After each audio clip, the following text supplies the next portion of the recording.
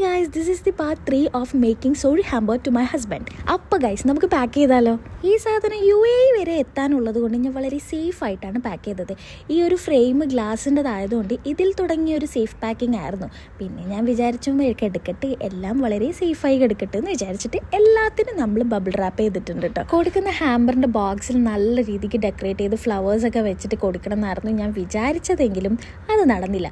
ഒരൊറ്റ ബബിൾ റാപ്പിൻ്റെ മുകളിൽ ആ പെട്ടി അങ്ങ് നിറഞ്ഞു. പക്ഷെ ബബിൾ റാപ്പ് ചെയ്ത സാധനം അങ്ങനെ പെട്ടിയിൽ വെക്കുമ്പോൾ തുറക്കുമ്പോൾ ഒരു രസം ഉണ്ടാവില്ലല്ലോ എന്ന് വിചാരിച്ച് എൻ്റെ കയ്യിലുള്ള ഒരു നെറ്റിൻ്റെ ഫാബ്രിക് വെച്ചിട്ട് നമ്മളിത് റാപ്പ് ചെയ്തു.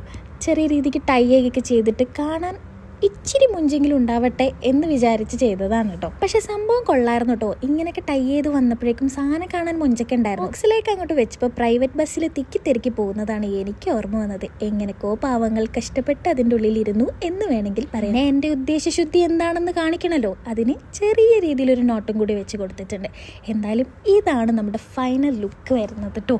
നമ്മളുടെ സോറി ഹാമ്പർ ഇവിടെ റെഡി ആയിരിക്കും. അപ്പോൾ ഇതിൻ്റെ ഫസ്റ്റ് റെസിൻ ഹാമ്പറാണ് കേട്ടോ. നിങ്ങൾക്ക് ഇഷ്ടപ്പെട്ടിട്ടുണ്ടെങ്കിൽ എന്തായാലും wrote your അഭിപ്രായം. And stay tuned for part 4.